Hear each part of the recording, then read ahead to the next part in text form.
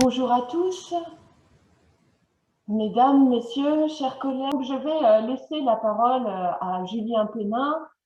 Donc pour la première plénière de la matinée, nous recevons Emmanuel Picard et je vais laisser donc Julien qui a donc un temps assez conséquent et confortable pour introduire cette première plénière.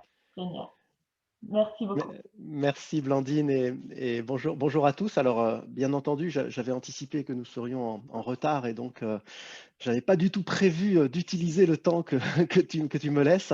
Donc, je vais m'empresser, bien entendu, de laisser la parole à Emmanuel Picard. Hein. C'est pas, moi, mon rôle en tant que coordinateur va se limiter à gérer, on va dire, les questions et à m'assurer que nous arriverons à l'heure à la pause café en milieu de matinée. Hein.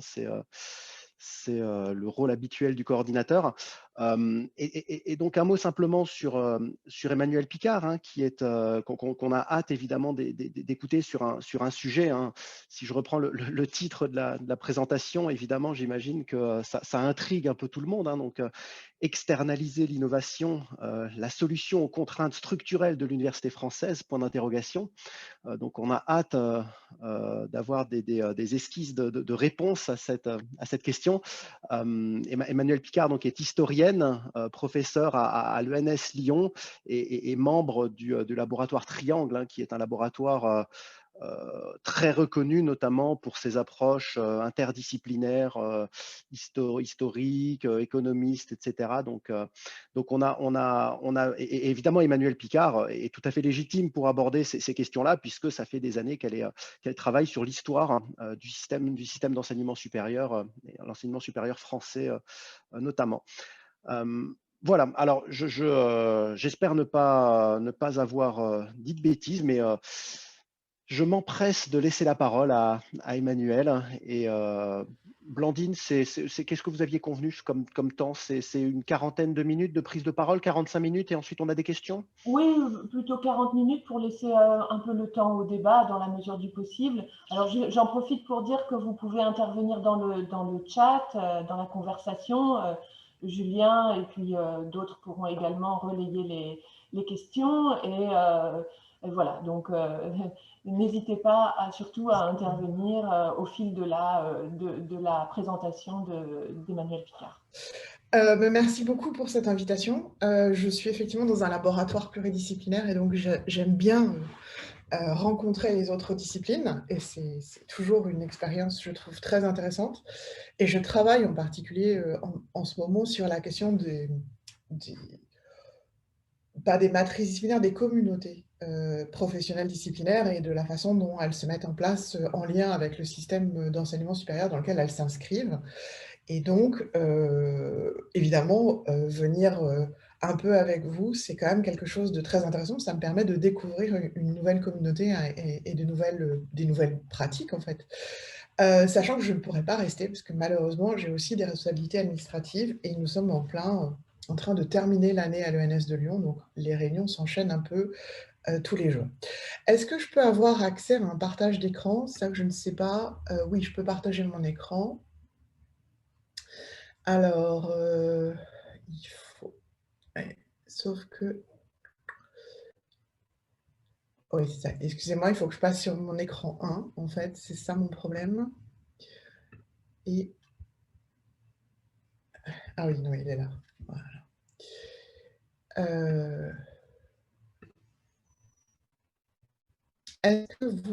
Qu'est-ce que vous voyez, en fait? C'est ça dont je ne me rends pas compte. Est-ce que vous voyez ce que je voudrais que vous voyez, Non, c'est-à-dire on On voit un voit. document Word là. Voilà, donc vous voyez mon intro, ce qui est très bien, je pourrais aussi vous l'envoyer, mais ça n'a pas beaucoup de sens. Alors, il faudrait peut-être que j'inverse en fait. Alors, excusez-moi, parce qu'en fait, je partage rarement avec 2 écrans et je vais y arriver. Hop, et donc je repropose le partage d'écran. Ce qui fait que vous me verrez. En fait, ce que j'aurais voulu, c'est que vous puissiez me voir. Ce que je puisse, c'est que vous ayez l'impression que je vous regarde en fait. Or là, vous allez avoir l'impression que je regarde au-dessus parce que mon texte est au-dessus. Mais bon, on va faire comme ça, hein, c'est pas grave. Je ne regarde pas le ciel. je regarde mon texte qui est un peu au-dessus. Bon, alors, en fait, j'avais été un peu surprise de l'invitation malgré tout, parce qu'effectivement, je travaille sur l'enseignement supérieur et la recherche. Et quand s'est posé la question d'intervenir sur des problématiques d'innovation, c'est pas exactement au cœur de mon sujet. Moi, je travaille beaucoup sur la question. Alors, je travaille marginalement sur les questions d'innovation au sens de transformation, de renouvellement du système. Et moi, je me suis intéressée tout particulièrement à la profession universitaire et à l'histoire des disciplines académiques. Donc, évidemment, cette question des professions, de l'innovation, je la croise, mais elle n'était pas au cœur central de mes travaux. Donc, j'ai essayé de réfléchir, en fait, en voyant le programme de votre colloque, sur qu'est-ce qui pourrait vous intéresser, sachant que vous êtes quand même tous des acteurs de l'enseignement supérieur de la recherche, donc vous avez une bonne connaissance. Enfin, j'ai beaucoup aimé l'intervention de Sofiane Tahi tout à l'heure, qui décrit très bien la situation dans laquelle on est tous, c'est-à-dire une situation qui est à la croisée d'un héritage structurel qui est assez complexe et d'une volonté de transformation et de réforme qui, de ce fait, va voilà, il y a une certaine façon, il va y avoir une sorte de heurt, une sorte de heurt, de rencontre entre ces deux logiques. Et donc, je me suis interrogée sur la façon dont je pouvais rendre compte en particulier de la dimension historique de ce problème, au sens des structures héritées. Parce qu'en fait, le système français a une caractéristique sur laquelle je vais revenir, c'est qu'il a été complètement reconstruit au début du 19e siècle. Au sens où il y avait des universités en France avant la Révolution qui fonctionnaient comme fonctionnaient les universités anglaises, italiennes, allemandes. Enfin, il y avait une très grande proximité. Et les révolutionnaires ont fermé ces universités. En fait, on interdit les congrégations professionnelles et en faisant ça, on fermait de facto les universités qui n'existaient que comme groupe de maîtres, donc comme corporation professionnelle. Et le système a été refondé en particulier. Il y a une personnalité française dont on fête en ce moment, c'est un passage aux deux écrans, une personnalité française qui en ce moment est centrale dans les commémorations, hein, puisque Napoléon Ier est mort en 1821, donc en ce moment il y a une grande commémoration autour de son œuvre, et il a œuvré dans de très nombreux domaines, en particulier dans le domaine de l'université, et il va donc refonder le système. Et je vais revenir sur les conditions de cette refondation, parce qu'en fait, même si ça me semble très très éloigné dans le temps, ça pose un cadre qui est d'ailleurs le cadre dans lequel la remarque de Sofiane Tahi sur un service public s'inscrit. Et donc ça prend des racines très profondes, et ces racines ont évidemment des effets sur les pratiques d'aujourd'hui. Alors, si on prend une définition classique, donc moi je suis restée sur une définition classique de l'innovation, parce que je suis socio-historienne, donc voilà, j'ai moins de rapport avec... je pense que vous avez des définitions plus complexes, plus subtiles, sans doute aussi plus liées à des contextes. Donc moi je suis restée sur une définition assez traditionnelle, qui était d'introduire du neuf dans quelque chose qui a déjà un caractère bien établi. Et cette question, elle est intéressante parce que quand on s'intéresse à l'enseignement supérieur et à la recherche, c'est en fait qu'est-ce qui permet de transformer un système composé d'organisations que sont les universités, de dispositifs, mais aussi de groupes professionnels. Alors, c'est une approche qui a été beaucoup développée par les néo-institutionnalistes américains, qui sont une branche de la sociologie des organisations, autour de l'idée qu'il fallait comprendre, c'est un des aspects de leurs travaux, mais moi c'est l'aspect qui m'intéresse, c'est comment est-ce que le fait de comprendre comment s'est créée une organisation, comment elle a été constituée, à la fois les causes et les formes de cette création, permet de comprendre ensuite ses capacités à se transformer. C'est quelque chose qui est, le terme qu'emploient les Anglo-Américains est dependence path, la dépendance au sentier. Et donc l'idée, c'est que la structure originale de l'institution va avoir des effets très forts sur les possibilités et les formes de son évolution. Donc, cette question très importante, et qui est pour moi, je pense, vraiment une intuition méthodologique tout à fait applicable à l'enseignement, tout à fait pertinente dans le cadre de l'enseignement supérieur et en particulier français. J'ai donc essayé de l'appliquer dans mes travaux de toutes ces dernières années sur cette question de ce système refondé en 1808, en gros, et qui arrive aujourd'hui sans doute dans une situation de tension. C'est ça que j'ai essayé de vous montrer. Comment jusqu'ici les tensions ont été gérées à l'interne, comment est-ce qu'effectivement c'est l'externalisation qui a été le mode prioritaire de réponse aux tensions entre la nécessité d'innover et les structures héritées, et comment est-ce que peut-être on pourra ouvrir la discussion sur la politique de ces 15 dernières années qui tente en fait d'accélérer la transformation des structures, peut-être pour modifier aussi les conditions dans lesquelles l'innovation pourrait se faire, mais sans doute au prix, comme le faisait remarquer Sofiane Taïb, d'une différenciation accrue des organisations que sont les universités. Alors, je vais pas vous faire un cours d'histoire, je vais essayer de vous donner quelques grands... J'ai essayé de partir d'exemples un peu précis, à la fois de vous donner des cadres et de partir d'exemples un petit peu précis. Alors, pourquoi est-ce qu'on a un système dont je vous dis qu'il est rigide au départ et qui va créer un cadre qui va rendre les choses compliquées? Parce qu'en fait, il y a une certaine méfiance par rapport aux universités dans l'esprit de Napoléon, dans l'esprit du législateur de l'époque. D'abord parce que l'université était quand même, avant l'Ancien Régime, très étroitement adossée à l'Église, hein, donc qui était, comme vous le savez, une entité politique remise en cause quand même par la Révolution française. Et puis parce qu'il y avait cette idée que tout devait être au service de l'État, et donc c'était à l'État de prendre en charge totalement la formation des élites dans leurs différentes composantes, et en particulier de toutes les élites qui allaient avoir à travailler avec l'État. La notion d'élite économique à l'époque n'est pas du tout mise en avant, c'est une notion qui apparaît fin 19e, début 20e, et d'ailleurs c'est concomitant aussi avec l'essor des écoles de commerce privé. Au début du 19e, on n'est pas du tout sur cette problématique, on est vraiment sur une problématique de former des élites administratives, politiques, militaires, scientifiques, qui vont être en charge de l'État. Et pour former ces élites, rien de mieux qu'un système monopolistique public qui permet d'organiser le recrutement très précoce des élites, puisqu'en fait, ce qu'on appelle l'université, ou l'université impériale, au moment de Napoléon, ce n'est rien d'autre qu'un gigantesque ministère de l'Éducation nationale et de l'enseignement supérieur. C'est-à-dire qu'il n'y a pas de hiatus entre les deux, l'ensemble est cohérent, et c'est une des raisons qui explique en particulier que le baccalauréat soit un diplôme d'université qui soit donné à la fin de l'enseignement secondaire par des professeurs d'université à des élèves qui ont été formés par des professeurs du secondaire. En fait, il n'y a pas de rupture. D'autant plus qu'au 19e, quand le système est mis en place, les universités n'existent pas en tant que telles, il n'y a que des facultés, et elles sont souvent, c'est des choses de très petite taille, dont les enseignants sont installés au sein même du lycée. Donc, tout ça concerne à l'époque 1% de la population, donc de toute façon un nombre très très restreint d'élèves. Mais simplement, ce qui est l'université est en fait complètement...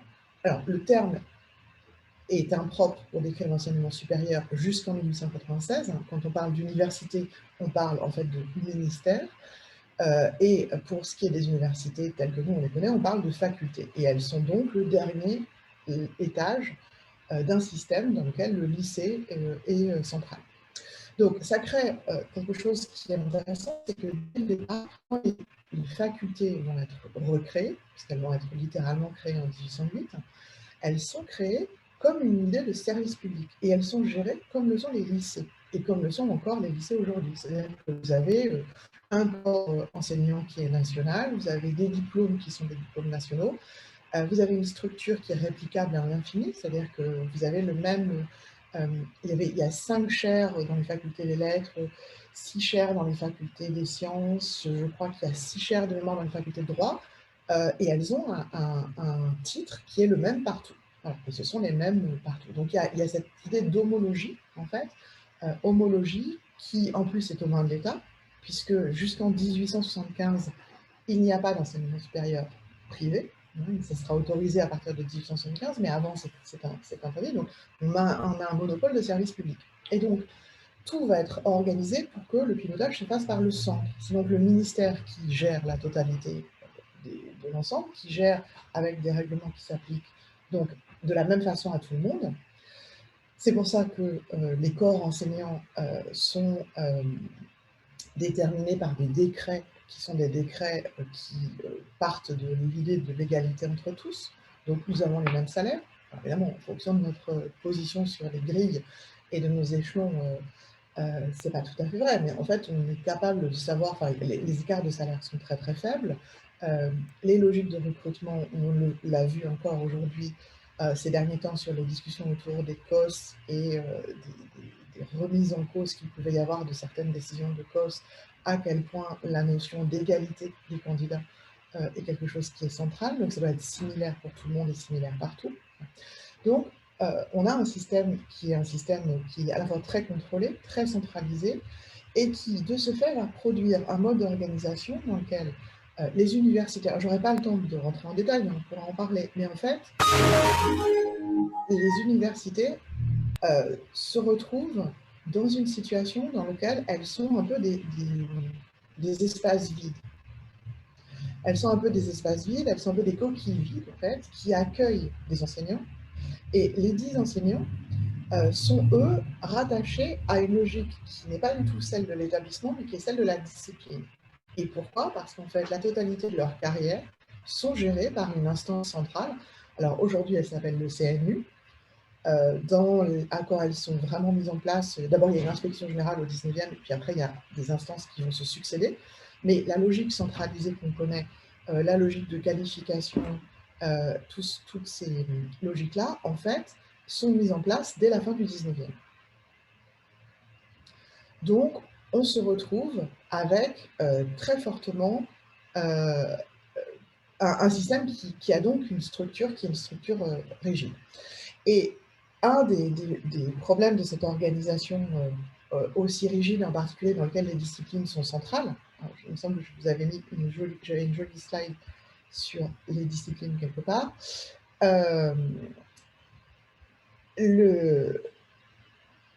Voilà, donc ça c'est la représentation.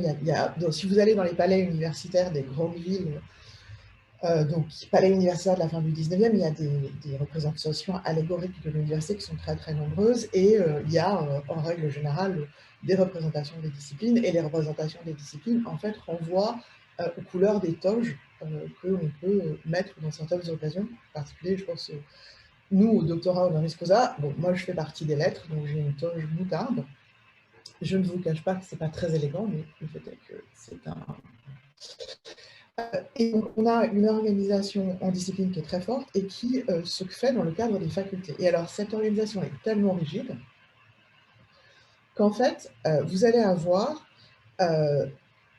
une règle qui stipule que quand vous êtes docteur d'une faculté, donc il y a ces 5 facultés, quand vous êtes docteur d'une faculté, vous ne pouvez pas enseigner comme titulaire dans une autre faculté. Et on va voir ce problème se poser, alors je pense à vous qui êtes nombreux à être économistes, on va voir ce problème se poser en particulier avec l'économie et avec le développement au début des années 60 d'une économie plus mathématisée, économie mathématisée qui va donc, par exemple, intéresser des gens qui auraient une thèse de mathématiques. Et en fait, cette thèse de mathématiques, elle sera inutile pour quelqu'un qui voudrait enseigner l'économie, au sens où l'économie est par définition une discipline qui est enseignée dans les facultés de droit. Or, on ne peut pas recruter dans les facultés de droit quelqu'un qui viendrait des facultés d'une faculté de sciences où sont les mathématiciens. Donc, il est peu possible et peu probable qu'un mathématicien qui s'intéressera à l'économie puisse penser faire une carrière dans l'enseignement supérieur, au sens où ça nécessiterait quelque chose qui est interdit, c'est-à-dire de changer la faculté dans laquelle il se trouve.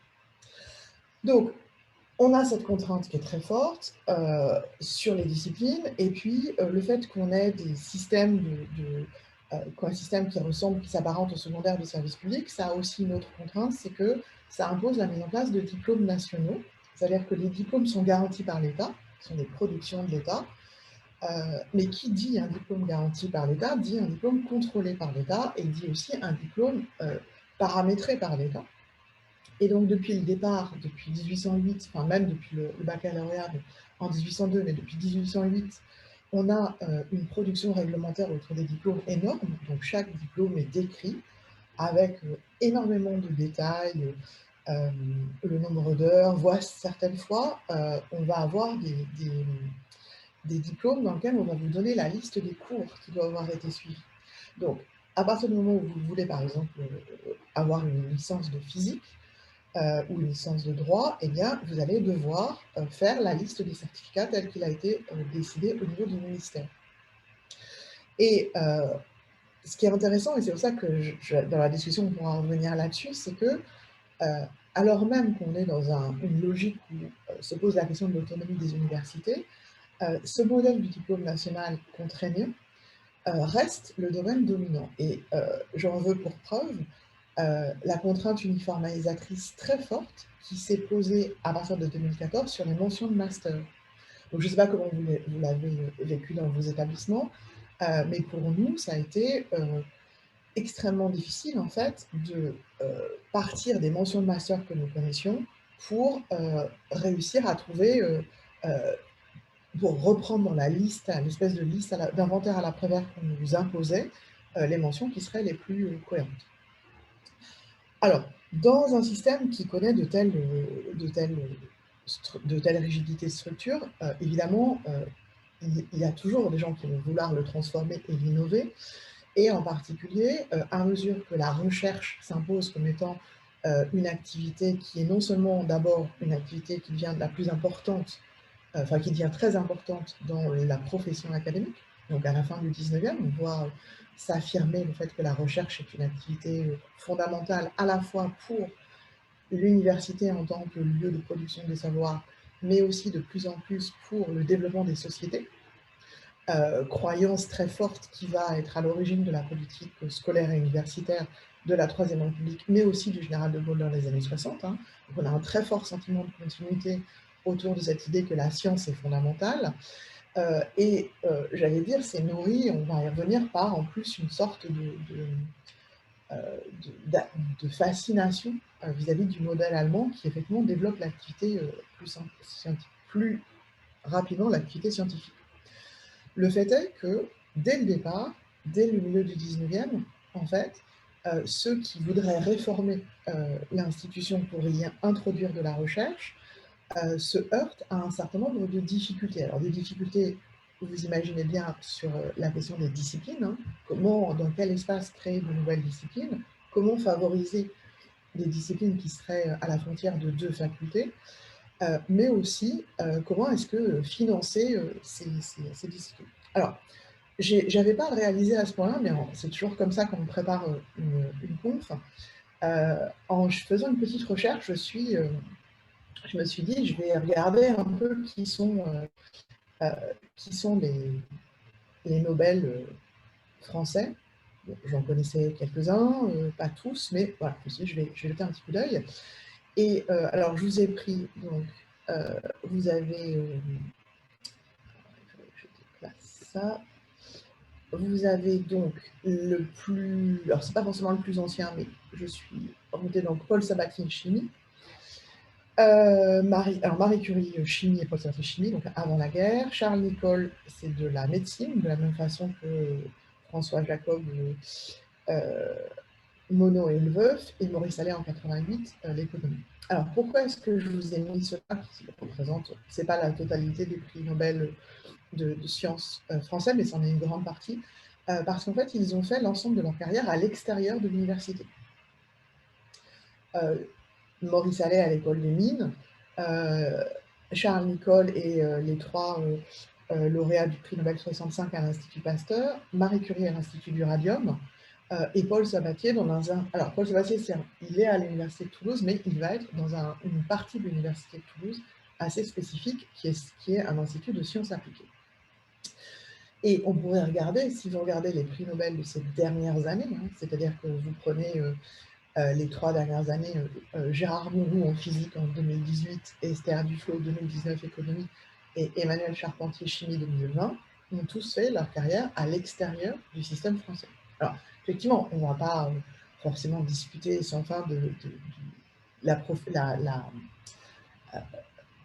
la nationalité des Nobel, de l'enjeu d'avoir des prix Nobel, mais le fait est qu'il se trouve qu'ont été récompensés des disciplines, enfin des chercheurs qui étaient à l'extérieur de l'université. Et si vous regardez un peu en détail, on n'aura pas le temps d'y revenir là, mais quelles sont la nature des recherches, et en particulier comment elles se situent dans le prisme disciplinaire, eh bien vous allez à chaque fois voir que sont récompensées des recherches qui matchent 2 ou 3 disciplines. Et en particulier de la médecine et de la biologie, alors c'est pareil, la question chimie, mathématiques, physique, Maurice Allais, économie mathématique, enfin voilà, il y a vraiment cette idée que en fait, quand on promeut l'interdisciplinarité, souvent on est toujours, enfin c'est pas qu'on est comme une poule devant un couteau face à l'interdisciplinarité, mais on se demande toujours qu'est-ce que ça veut dire vraiment, etc. Le fait est que là aussi, si on regarde, ont été récompensés des travaux qui étaient plutôt des travaux interdisciplinaires, donc il faut se poser la question de cette interdisciplinarité et de leurs conditions de possibilité uniquement à l'extérieur. Alors, si je vais rapidement quand même, parce qu'on va remonter cette année d'histoire sans y passer non plus du temps, le fait est que le mouvement avait été engagé de développement. C'est une image que j'aime beaucoup, que j'utilise avec les étudiants pour leur montrer l'importance de la recherche appliquée et en particulier de ses effets jusqu'à aujourd'hui. C'est-à-dire qu'en Allemagne, c'est développé depuis 1810. Alors, c'est progressif, hein, c'est pas une réforme, c'est une réforme qui commence d'abord en fait à Göttingen en 1760, mais qui est officialisée à Berlin, à l'université de Berlin par Humboldt, qui est le ministre de l'enseignement de la Prusse, et qui va pousser les universités allemandes à se transformer en ce qu'on appellera des universités de recherche, c'est-à-dire dans lesquelles la formation est tout sauf scolastique, elle est fondée sur la recherche, donc la pratique du laboratoire, le séminaire, véritablement des interactions très fortes. Les étudiants se forment par la recherche et se forment au contact de professeurs qui eux-mêmes font de la recherche. Et une des figures, et en plus avec, pour une partie des disciplines, des liens assez naturels avec l'industrie, enfin, qui ne sont pas problématiques. Et on va en particulier, un des exemples célèbres, c'est l'exemple de Julie Debig. Donc Julie Debig, chimiste du milieu du 19e siècle, je vous invite à lire ne serait-ce que sa bio sur Wikipédia, et qui va donc en particulier inventer le bouillon cube, parce c'est un chimiste qui travaille sur les nutriments, et qui va s'intéresser à la façon dont en fait, on pourrait potentialiser les nutriments que l'on trouve dans l'alimentation normale, dans une période où de toute façon on a aussi des problèmes de conservation, on n'a pas de frigo, on n'a pas de mode sous vide, et donc il va y avoir une réflexion sur l'effet de la lyophilisation, par exemple, et ça va permettre tout le développement en fait alimentaire. Mais au départ, ce sont des purs travaux de chimistes. Donc, vous avez et alors, qu'est-ce qui va se produire? En fait, il se produit que la France est défaite par l'Allemagne en 1870, et que cette défaite va nourrir un syndrome, qui est un syndrome de l'Allemagne a gagné du fait de sa supériorité scientifique, et donc il faut développer en fait une activité scientifique qui permettrait de le rattraper. Donc il va y avoir une première tentative, presque l'unique tentative de le faire au sein de l'université. Victor Duruy, qui est ministre de Napoléon III, vient voir Napoléon III en lui disant, voilà, écoutez, il faut vraiment qu'on développe la recherche au sein de l'université. Ils vont faire un audit financier, c'est absolument impossible. Et donc, en fait, la seule chose que va obtenir Victor Duruy, c'est la création de l'école pratique des hautes études en 1868, qui est une institution qui est en marge de l'université, donc dans les locaux de l'université, mais qui n'est pas payée par l'université, et qui en plus a un autre grand point fort qu'on retrouvera dans les autres institutions que je vais ensuite vous mentionner, c'est le fait qu'elle peut recruter des étrangers, elle peut recruter des gens qui n'ont pas forcément les titres académiques qui sont nécessaires pour faire partie du corps enseignant des facultés à l'époque. Et donc, ça va permettre un appel d'air. Il n'y a pas de diplôme non plus, donc à partir du moment, il y a un diplôme d'établissement, donc on fait ce qu'on veut au sein de l'école des hautes études. Et donc, tout ça va permettre en fait le développement et la mise en place de séminaires et de laboratoires de recherche. Alors, une deuxième façon de répondre à cette question, encore par l'externalisation, c'est la mise en place de ce qu'on appelle les instituts d'université, qui sont très souvent des instituts de sciences appliquées. Là, j'ai donné l'exemple de Toulouse, mais ça s'est fait dans toutes les villes de province à la fin du 19e et en gros jusqu'à la guerre de 14. C'est parce qu'il était possible depuis 1896 de toucher des financements. Les universités avaient le droit de toucher des financements soit privés, soit de municipalités. Les acteurs locaux, et en particulier très souvent les patrons locaux, ont poussé au financement d'instituts de sciences appliquées pour développer des disciplines qui correspondaient à leurs besoins. Vous voyez bien, Toulouse, électromécanique et mécanique appliquée, institut agricole et institut de chimie, dans une région qui est une région majoritairement à l'époque rurale, mais en plein développement, va donc produire des techniciens, des ingénieurs qui potentiellement pourront... ça dure jusqu'en 1914 et ça rentre en sommeil à partir de 1918 pour des raisons qui sont liées à l'inflation et aux difficultés de financement. Et puis, troisième étape, en fait, on va passer à la vitesse supérieure, c'est-à-dire que l'État va s'emparer de la question au niveau vraiment central, mais là aussi, plutôt que d'impulser une réforme de l'université qui viserait à y développer la recherche, en fait, le choix va être fait de créer des instituts de recherche externes à l'université, complètement autonomes de l'université. C'est-à-dire même si aujourd'hui on a des passerelles CNRS, par exemple, et l'université, quand c'est fait au début, c'est beaucoup plus compliqué en fait. Et donc il va y avoir d'abord une Caisse nationale des sciences en 1901 qui va progressivement devenir le Centre national de la recherche scientifique en 1939. Et puis dans les autres domaines, on va créer des instituts de recherche spécialisés par thématique, donc la santé, l'atome, les télécommunications, enfin, vous les connaissez bien évidemment tous. Et ce qu'il faut souligner, c'est qu'en plus, il y a une forte incitation à ce que ces instituts fonctionnent avec l'industrie. Et donc, ce qui n'était pas possible dans le cadre ce qui n'était pas accepté ou acceptable dans le cadre de l'université. Alors, c'est très bien, mais en fait, ça ne résout pas complètement le problème, c'est-à-dire qu'on a une réponse organisationnelle et institutionnelle au problème initial qui est on ne peut pas réformer l'université à l'intérieur. Et donc, cette réponse, elle est certes efficace, mais elle s'avère être une sorte de piège, parce qu'en fait, ces instituts eux-mêmes, j'allais dire, rigidifient d'une certaine façon, en particulier les disciplines ou les interactions. Donc, il y a des champs qui peuvent être portés, on pense à l'activité très importante autour de l'atome, qui va permettre que la France produise la première pile. Zoé, là, une des premières piles atomiques pour l'atome civil, donc des centrales nucléaires, à la fin des années 50. Donc, il y a une recherche qui est très active et très productive, mais malgré tout, c'est une recherche où là aussi, on se rend compte assez vite, au début des années 60, qu'il y a une forme d'inertie des institutions. Donc, les thématiques sur lesquelles elles ont été créées font qu'on continue à poursuivre la recherche là-dessus. Et de nouveaux domaines qui sont en émergence vont être laissés de côté. Donc, ils ne sont pris en charge ni par l'université, ni par les organismes de recherche. Et donc, on se retrouve de nouveau avec un constat d'échec sur comment est-ce qu'on va faire pour faire évoluer les choses. Et à ce moment-là, la décision va être prise, et c'est une décision importante parce qu'elle est encore plus que tout, sans doute, aussi fondatrice de la situation dans laquelle on est aujourd'hui, va être prise la décision de substituer à ces structures une politique, et une politique d'incitation qui va être basée sur un outil particulier qui est l'appel à projet. Donc appel à projet que nous on connaît très bien, qui est au centre de notre activité de recherche aujourd'hui. En fait, cet appel à projet, c'est quelque chose qui est mis en place dès les années 60. Et il s'est mis en place dès les années 60 autour d'une... En fait, il y a une décision qui est prise auquel participe... Alors, je vous ai mis une image de Pierre Aigrin, parce que c'est celui qui est directeur de l'enseignement supérieur au milieu des années 60, et c'est un des actifs modernisateurs de cette période sur l'enseignement supérieur et la recherche. Et en fait, la décision va être de créer une structure interministérielle, c'est-à-dire qui sort très largement de ce qu'est l'enseignement supérieur et la recherche pour concerner la totalité des ministères.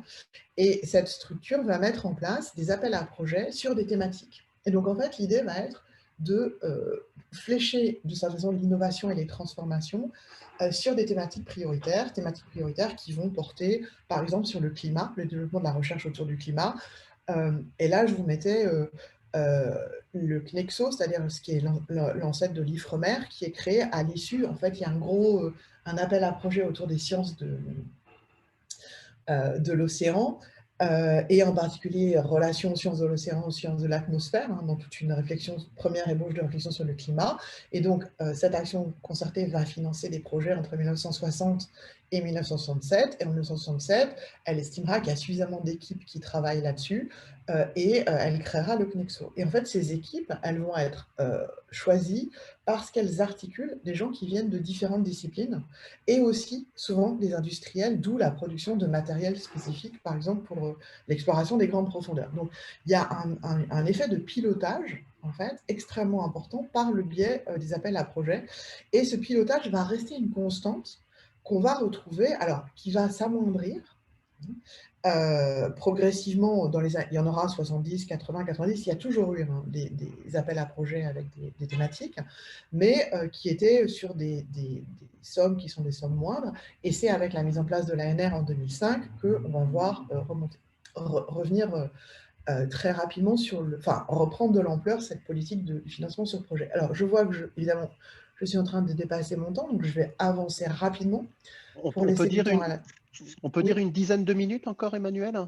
Oh, bah largement, oui. Largement, parfait. Bon, ça peut être un peu moins, Voilà. cela dit, hein, mais ça fait ça. Voilà, non, mais c'est essayer de ne pas perdre les choses qui pourraient être intéressantes pour la discussion. Allons-y.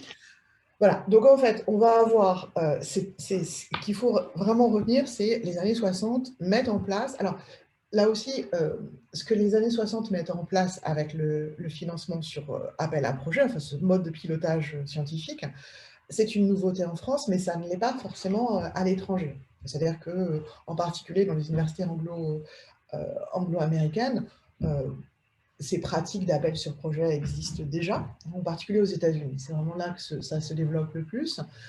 Donc, ce n'est pas une nouveauté partout, mais le fait est que dans le paysage français, c'est très nouveau. Et puis surtout, ça transcende la logique structurelle ou organisationnelle des universités et des organismes.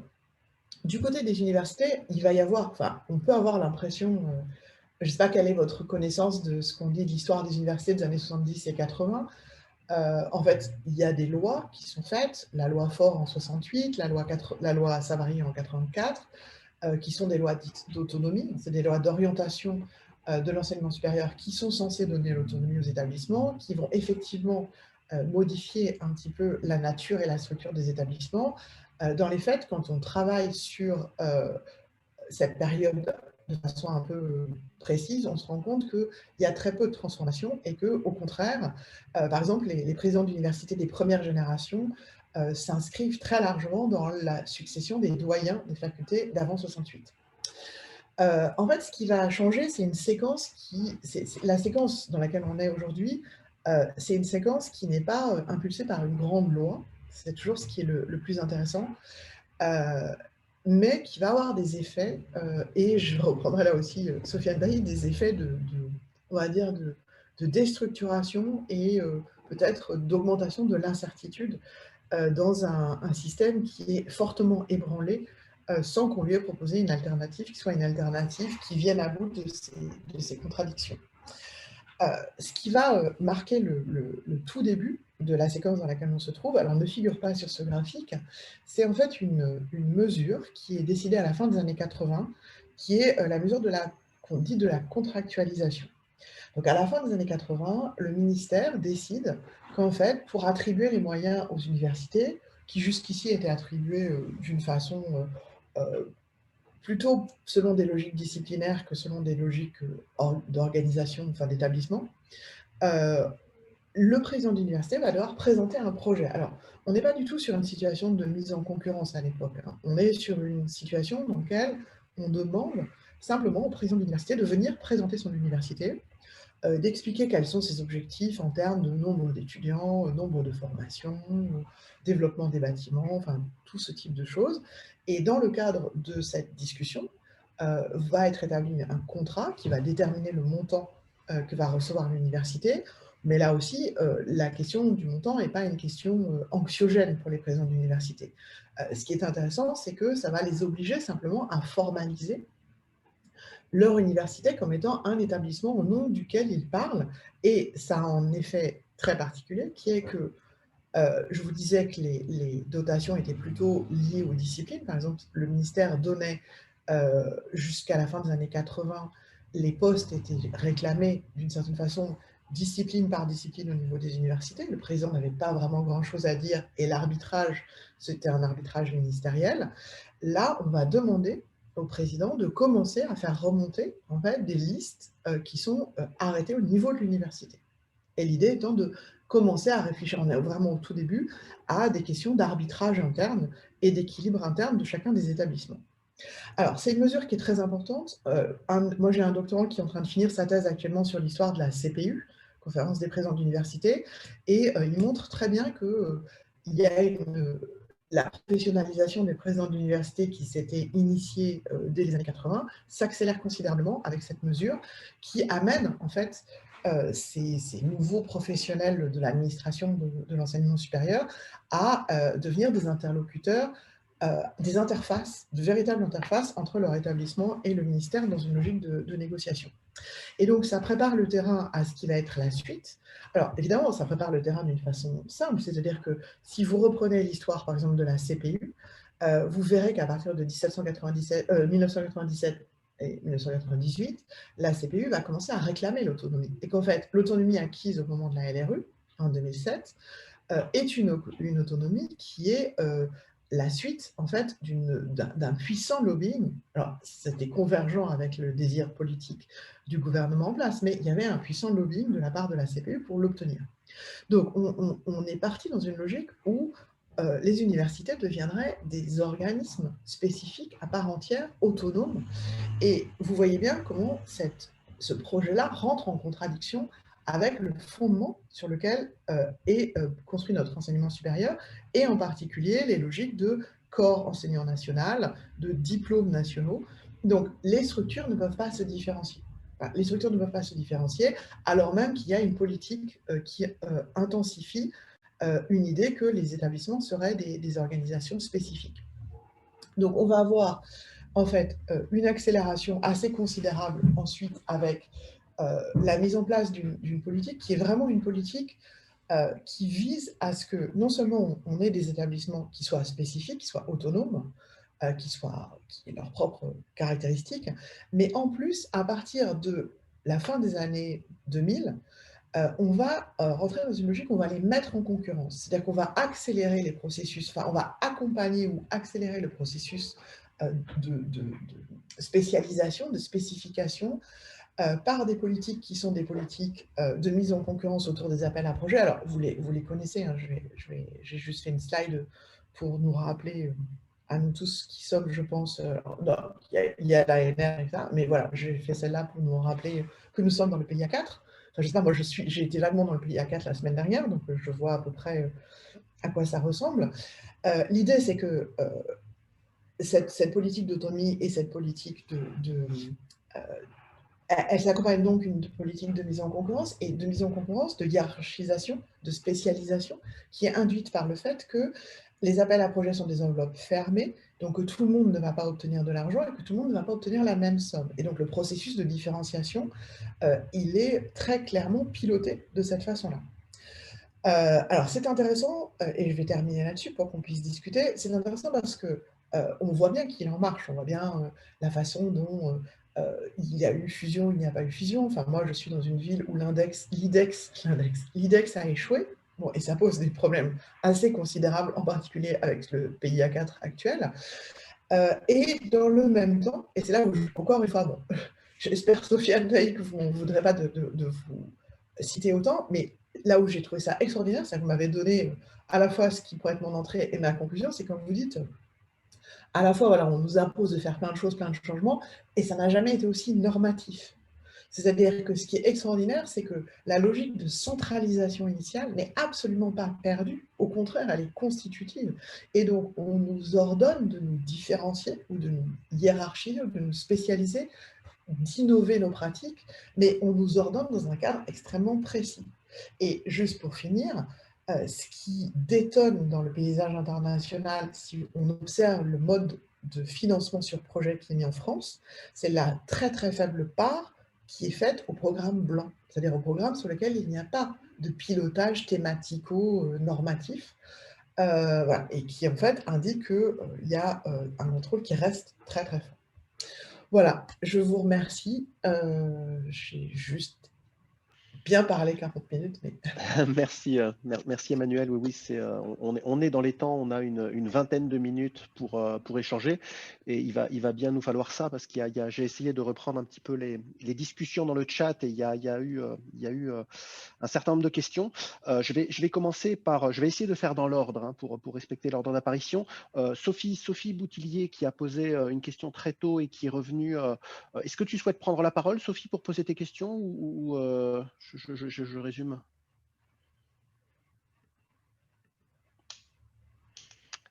Alors, si j'essaye de résumer, donc il y avait une première question qui était posée par Sophie sur le paradoxe, justement, d'avoir une certaine forme de rigidité qui soit tellement importante dans un environnement qui est censé être créatif et innovant. Hein. Donc là, on a quand même un véritable paradoxe qui est un peu étonnant. Et il y avait une deuxième question donc, de Sophie sur finalement la massification de l'enseignement supérieur, hein, l'augmentation massive des effectifs et comment finalement l'université aussi rigide peut répondre. On peut comprendre que ce qui était éventuellement possible lorsque on avait un tout petit nombre d'étudiants, une très faible part de la population à l'université, aujourd'hui avec des effectifs aussi massifs, est-ce que la centralisation est encore capable de répondre finalement à ces défis? J'essaye de résumer les questions de Sophie telles que ouais. je les ai comprises. Très bien, c'est exactement ça. Merci. Je trouve qu'elles sont super. Après, je suis pas sûre d'être mieux outillée que vous pour y répondre, en fait. Hein. C'est-à-dire que je pense que là, moi, c'est-à-dire que après, c'est toujours pareil. Quand on travaille sur l'enseignement supérieur, moi, j'ai cette double position qui est parfois compliquée d'être à la fois l'objet de ma propre recherche et actrice d'autre chose. Et en particulier, je suis directrice de département à l'ENS et j'ai eu différentes fonctions de responsabilité de composantes de formation, etc. Donc je partage comme vous ces questions. Bon, la massification ne me concerne pas trop, je dois l'avouer. On est même plutôt sur une logique de malthusienne en ce moment. Non, je pense que cette question de la rigidité et de la créativité, elle a toujours été centrale. C'est-à-dire que c'est vraiment ça que je voudrais avoir montré. C'est-à-dire que ce n'est pas quelque chose de nouveau. C'est-à-dire que le système français est construit sur cette contradiction et sur le fait que pour la contourner, en fait, on a toujours été obligé de passer par des voies. Donc peut-être que ça ne sera plus nécessaire aujourd'hui, mais le fait est que historiquement, ça l'a été. Donc, est-ce que ça ne serait plus nécessaire aujourd'hui? Je ne sais pas. Mais je ne suis pas sûre de répondre complètement. Sur la massification. Alors la massification, pour moi, c'est la vraie transformation de ces dernières années, au sens où c'est celle qui a le plus d'impact sur nos métiers et sur ce que sont nos établissements. Bien plus que la grande massification des années 60, qui en fait n'a pas eu de modification aussi importante. La question, c'est est-on prêt à accepter des logiques de différenciation fortes au sein du système? C'est-à-dire, est-on prêt, en particulier un des débats quand on discute avec les collègues étrangers, je pense que pour tous ceux d'entre vous qui connaissent le système justement anglo-américain, vous connaissez l'existence des colleges, c'est-à-dire le fait que le premier cycle est externe en fait, enfin qu'on a un premier cycle qui fonctionne comme un espace autonome, alors qui peut être dans des universités de recherche, mais qui peut aussi être dans des collèges. Vous avez ça aussi au Québec avec les cégeps. Enfin, vous avez des structures en fait qui sont des structures dans lesquelles le premier cycle va être pris en charge d'une façon spécifique. Mais prendre en charge le premier cycle d'une façon spécifique, c'est accepter qu'il y ait institutionnellement une différenciation avec une autre forme d'université qui regroupe les deuxième et troisième cycles. Et ça pose la question du corps enseignant, c'est-à-dire qui enseigne à qui, comment, de l'articulation entre les deux, du contenu spécifique du premier cycle. Alors après, moi je pense que c'est des questions centrales. Hein. Pourquoi est-ce que, enfin je ne sais pas comment vous en êtes sortis, en particulier à l'IUT, mais là, la pression de la demande des bacheliers sur les formations en particulier d'IUT, de BTS, de licence pro, de double licence, c'est-à-dire toutes les formations qui sont construites, pensées avec des équipes pédagogiques engagées, est extrêmement forte. Et moi, je trouve qu'elle nous envoie un signal qui est qu'il faut absolument avoir une préoccupation très très forte sur le premier cycle. Mais en disant ça, je suis bien consciente que ça peut créer les conditions d'une coupure. De la même façon pour les diplômes, c'est-à-dire qu'est-ce que ça veut dire les diplômes d'université? Il y a une résistance très forte. Les diplômes d'université, c'est quelque chose qui a été proposé après la loi Faure, en disant maintenant que les universités commencent à être autonomes, bon, c'était un peu du pipeau en fait, mais il y avait cette idée qu'on allait se poser la question de la possibilité que coexistent à côté des diplômes nationaux, des diplômes d'université, dans lesquels, effectivement, il n'y aurait pas de contraintes. Et au sein de la CPU, alors, qui était composée de pas mal d'anciens brillants, etc., il y a eu une levée de boucliers, mais pas seulement au sein de la CPU, au sein de la profession universitaire.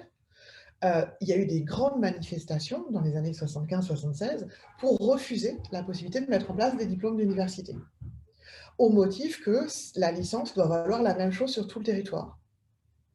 Et donc, cette homologie de valeur fait que ça impose des contraintes à tout le monde qui sont les mêmes. Et ça empêche la mise en place de diplômes spécifiques, mais qui n'auraient pas la reconnaissance de l'État de la même façon, puisqu'ils ne seraient pas adossés sur le règle.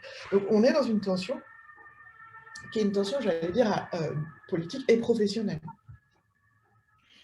Oui, on a vraiment l'impression d'avoir affaire à une forme de quadrature du cercle. Là, il y a une forme d'irréconciliabilité ici.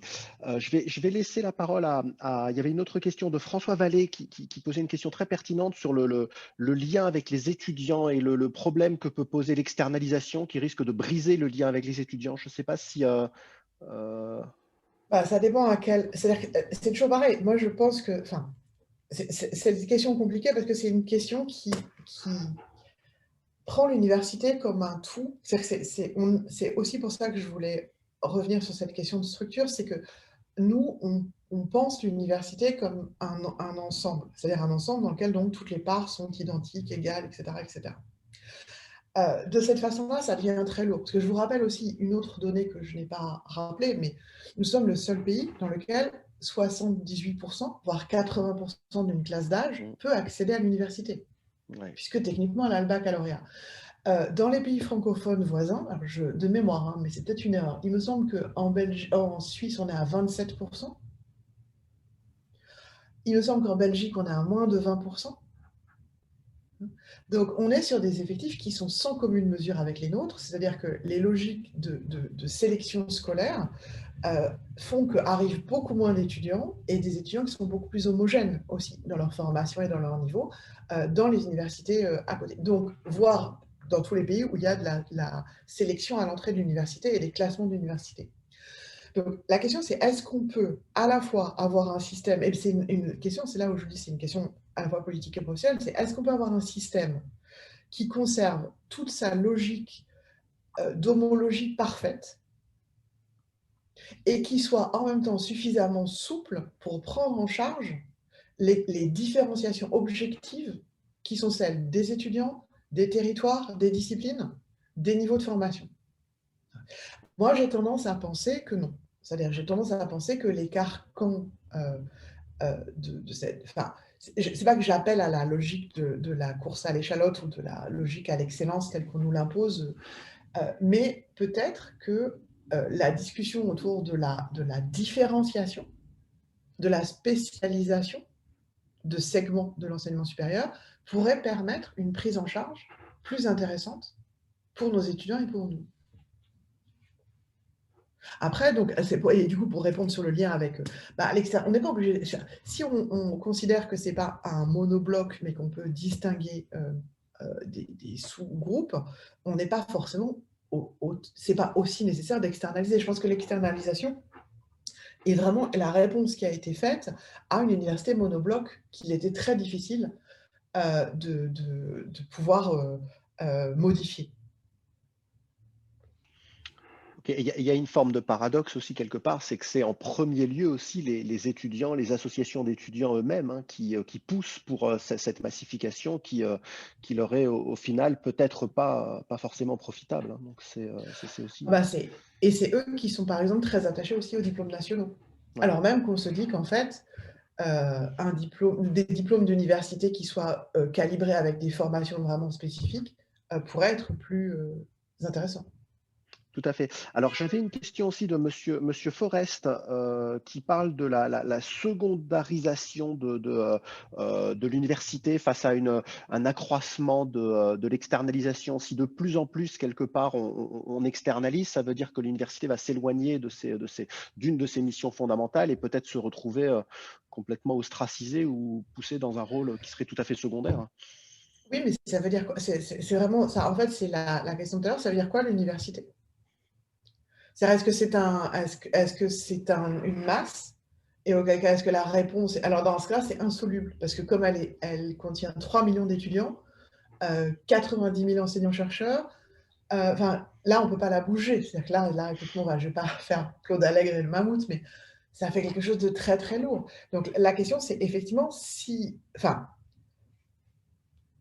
moi, j'ai tendance à penser les logiques de spécialisation fonctionnelle pourraient nous permettre, en fait, de trouver des solutions qui soient des solutions intéressantes. Mais je suis bien consciente que cela signifie sans doute pour une partie d'entre nous le fait de ne plus avoir forcément la même implication dans la recherche ou le même lien avec la recherche ou le même lien entre nos recherches et nos enseignements. Après, ça pose la question de comment nos carrières sont construites. C'est-à-dire à quel moment on prend en compte le fait qu'il puisse y avoir une période de son activité. En plus, bon, je ne sais pas pour vos disciplines, mais moi je suis dans une discipline où je peux bien m'éloigner de ma paillasse que je n'ai pas pendant 4 ans. Le renouvellement intellectuel, j'arriverai à le gérer, même si je reviens au bout de 4 ans. Hein. Je ne suis pas… Je me permets de vous interrompre parce que, Monsieur Forest, je pense que j'avais mal compris votre question. Quand il parle de secondarisation, je pense qu'il parle plutôt de substitution d'étudiants secondaires aux enseignants-chercheurs pour répondre à la massification. Alors, je ne sais pas, peut-être que vous souhaitez plutôt prendre la parole, Monsieur Forest, pour expliquer votre… Oui, alors c'est Madame. Ah, c'est Madame, pardon, excusez-moi. Oui, ça, c'est pas gênant. Il n'y avait pas de prénom, en fait. Ce que je voulais dire, c'est que c'est une tendance que nous, on voit dans mon école. C'est-à-dire qu'au bout d'un moment, on considère que un enseignant agrégé certifié peut prendre en charge un certain nombre d'enseignements parce que ça n'a pas forcément besoin d'être constamment articulé à la recherche. Et je crois que dans certaines SP, j'ai des collègues qui m'ont expliqué aussi qu'ils avaient la même tendance, qu'ils regardaient, enfin, qu'ils observaient une même tendance.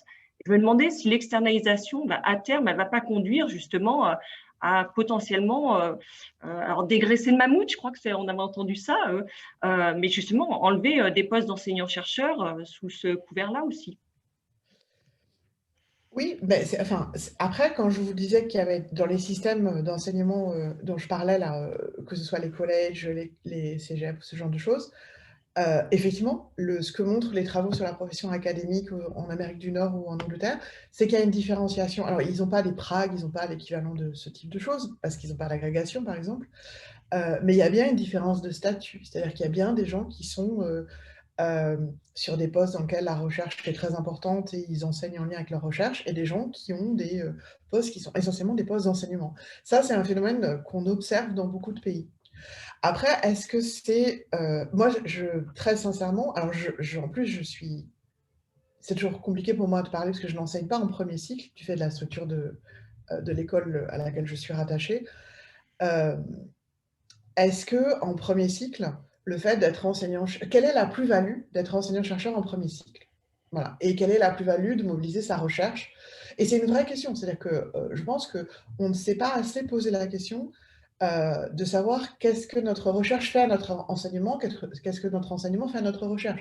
Si on avance sur cette question-là, peut-être qu'on pourra aussi avancer sur quelle est la nature de nos interventions au premier cycle, quelles sont celles qui sont souhaitables et quelles sont celles qui, au contraire, peuvent être confiées à des gens qui vont accompagner une transition. Parce que je suis quand même désolée, mais la transition lycée-université est extrêmement douloureuse, extrêmement compliquée pour beaucoup d'étudiants, et je ne suis pas sûre qu'on soit le mieux à même de l'accompagner Parce que nous, le secondaire, pour nous, c'est un autre univers. Donc, les gens qui seraient à l'interface pourraient être des médiateurs, en fait, de cette réussite étudiante. Donc, je pense que c'est pour ça que le premier cycle est quelque chose que je trouve très intéressant, c'est parce que je pense que ça peut discuter vraiment autour de ce que c'est que le premier cycle, à quoi il sert, qui y enseigne, pour faire quoi, c'est-à-dire adopter une vraie logique, par exemple, reprendre ce que font les Québécois, qui est l'approche programme, c'est réfléchir à ce que c'est que le programme de formation d'un premier cycle sur ces 3 années, et donc ensuite regarder quelles sont les forces enseignantes qu'on met en face, avec quel type de compétences. Peut-être ça pourrait nous aider. Mais ça veut dire qu'effectivement, on acquiesce au fait qu'il y a des différenciations, des différences fortes dans les contextes d'enseignement qu'on peut connaître et rencontrer au niveau de sa carrière. Ok, alors toutes mes excuses encore, Madame Forest. J'avais une question ensuite de Raphaël Suire aussi, qui un petit peu dans la provocation, mais pas tant que ça. C'est un petit peu vraiment dans la continuité des échanges qu'on est en train d'avoir, où il compare un petit peu les grandes écoles et les universités, en particulier dans le domaine qu'on connaît bien, qui est les sciences de gestion.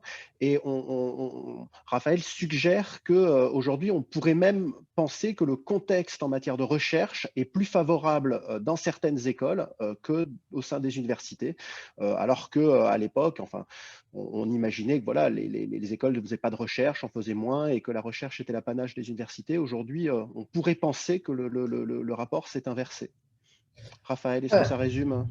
Ouais.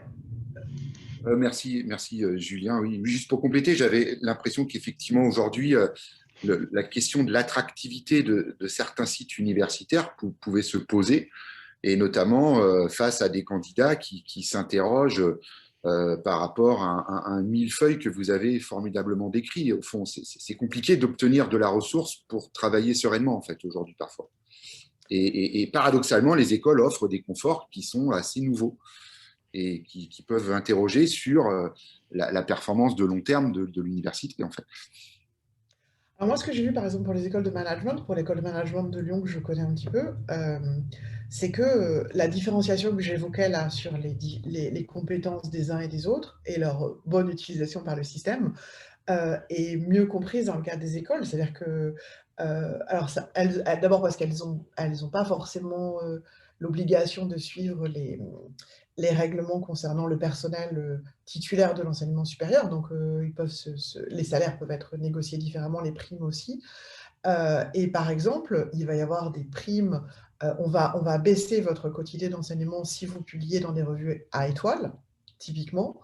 En revanche, il y a des gens qui vont se spécialiser dans l'enseignement, à qui on donnera des conditions d'enseignement, du matériel, la possibilité de... C'est-à-dire qu'il va y avoir une logique de gestion RH, en fait. C'est-à-dire de partir du principe que notre profession, c'est une profession qui est compliquée parce qu'on sait faire la recherche, on sait enseigner, et en plus, on sait administrer, globalement. Voilà, ça, c'est les 3 trucs qu'on sait faire. La question, c'est comment on articule les 3. Et pour l'instant, on le fait au prix de choix individuels ou au mieux semi-collectif au niveau de nos établissements, avec vaguement une validation par un truc qui s'appelle le CNU, mais qui est assez loin, en fait, de ce qui se passe, ou par le CA ou CS de nos facs. Mais il n'y a pas on n'a pas des RH qui discutent avec nous de comment c'est le plus judicieux de penser notre investissement, qu'est-ce qu'on sait faire le mieux, En plus, moi j'ai des collègues, ils adorent enseigner, par exemple, nous on prépare à l'agrégation d'histoire, évidemment, dans une ENS. Moi je déteste ça, enfin j'aime bien enseigner, mais pas ça. Et j'ai des collègues qui adorent ça, littéralement. C'est-à-dire qu'eux, ils remplissent tout leur service de ça, et parce que pour eux, c'est le sentiment que leur mission est là, que davantage que de faire de la recherche de pointe dont ils se sentent pour différentes raisons plus éloignés. Bon, dans ce cas-là, très bien. Enfin, moi, je trouve que donnons-leur les bonnes conditions pour qu'ils puissent enseigner de cette façon-là. C'est-à-dire que je pense qu'il faut aussi... on ne veut pas forcément tous faire la même chose. Voilà. Et on ne sait pas forcément tous faire la même chose. Mais là, en disant ça, je suis hérétique. Donc, c'est difficile. Oui, c'est malheureux d'être hérétique en disant ça, parce que finalement, il y a une forme de pragmatisme, et c'est dommage qu'on puisse même pas discuter de ça, en fait. Ça rejoint un commentaire de Valérie Mérindol dans le chat, qui a aussi l'expérience des écoles et qui confirme un petit peu ce qu'on vient d'évoquer. On a écrit avec un collègue, juste, ça pourra vous intéresser, on a fait un article qui est paru dans la Revue française de pédagogie, le premier numéro de cette année, je pense, vous le trouvez facilement, qui s'appelle la profession universitaire, combien de divisions? Non, c'est 2020, et dans lequel on reprend en particulier toutes les logiques, justement, enfin, on montre bien comment la différenciation se fait, en fait, effectivement, dans la pratique, et comment elle rentre, en fait, en contradiction avec le cadre national. Et il y a une question aussi, si je remonte un peu dans le chat de Rob Dekers qui pose sa question en anglais, mais c'est intéressant aussi parce que ça met en avant le rôle évidemment des structures de financement, des agences. Vous le disiez, le fait qu'il y a très peu de financement blanc et que les financements sont tous extrêmement ciblés, voire fragmentés. Et donc, quel impact ça peut avoir sur notre recherche et en particulier on peut avoir le sentiment que ça va contribuer à avoir un impact extrêmement ciblé. On va se focaliser sur des choses parfois périphériques, marginales à court terme, etc. pour évidemment, c'est la conséquence logique de cette structure de financement en fait. Oui, tout à fait. Je vous renvoie aux travaux de Julien Barrier, par ailleurs, ce qui peut vous intéresser sur ces questions, parce que lui, il a vraiment aussi travaillé sur pas mal les nanotechnologies, tout ce monde-là, mais il a aussi beaucoup regardé ce que l'évolution du mode de financement faisait à l'organisation de la recherche et au choix des sujets. C'est un des problèmes, et moi, je pense que c'est un peu toujours pareil, c'est-à-dire que, en fait, moi, ce dont j'ai l'impression, c'est que sur cette logique historique que je vous ai décrite, en fait, depuis 20 ans, il y a l'idée qu'on va greffer des choses qui seraient empruntées à un modèle américain fantasmé. En plus, voilà. Et en particulier, donc, ce financement sur projet qui serait censé permettre d'avoir une recherche active, innovante, dynamique, etc. Le seul problème, c'est que le gouvernement, enfin l'administration française s'en est emparée comme elle s'empare de tout ce système. C'est-à-dire qu'elle a créé un système justement extrêmement rigide. Et ce qui est problématique, c'est que il y a vraiment, d'abord, il y a peu de guichets alternatifs. Hein, il y a un guichet très, très important qui est celui de l'ANR. Que ce guichet de l'ANR, il est très, très standardisé. C'est-à-dire que si vous n'êtes pas au minimum sur 3 équipes différentes, avec la demande au minimum de 250 000 à 300 000 euros, vous n'êtes pas éligible à l'ANR. Voilà. Et en plus, on vous flèche des thématiques, ce qui fait que tout ce qui existe, je pense par exemple, il y a une institution qui moi me fascine, des fois j'adorerais être suisse, c'est le Fonds suisse de la recherche, où vous pouvez déposer des demandes de financement depuis 1 500 € jusqu'à 3 millions de francs suisses.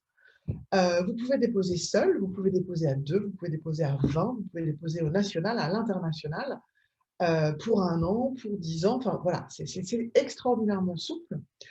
Il y a des appels qui sont fléchés par moment, bien évidemment, ça c'est quelque chose qui se fait partout, le fait que les gouvernements priorisent en fait des objets de recherche, mais pour le reste, la façon d'y répondre est très peu normalisée et très peu contraignante. Et donc ça permet en fait de laisser émerger des collectifs de travail et de questionnement qui sont à des échelles différentes ou sur des sujets donc, j'allais dire, moi, le financement sur recherche, sur projet, ça ne me pose pas de problème.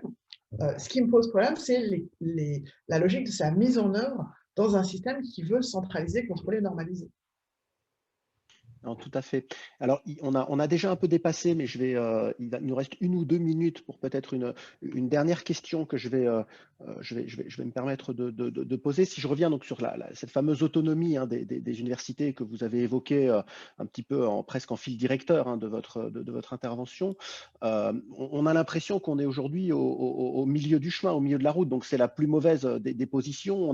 On a une université qui est un peu autonome, mais pas complètement, notamment sur des aspects clés comme les recettes.